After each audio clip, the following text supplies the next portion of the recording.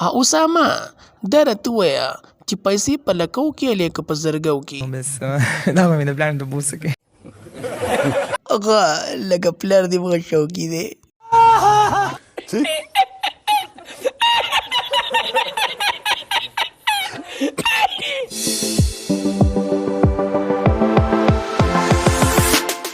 ګرانو کتونکو، نن زموږ سره سټوډیو کې د پښتو سینګر اسامه صحي هغه موجود دی.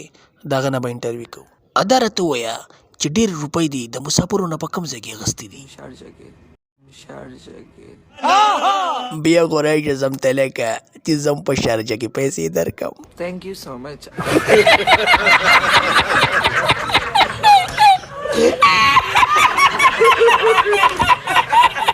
په لکه واخلي او که په زرګاو؟ بس دا به مې د پلان په بوسه کې هغه پلار به دې ډېر شوقي.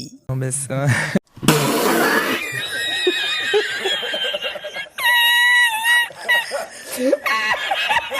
د پیسو شوقي، ته راته ووایه چې پاکستان ته به کله راځې؟ ان شاء الله زر به درځم پاکستان ته.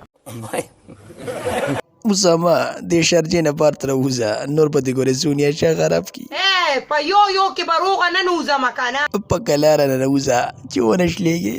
که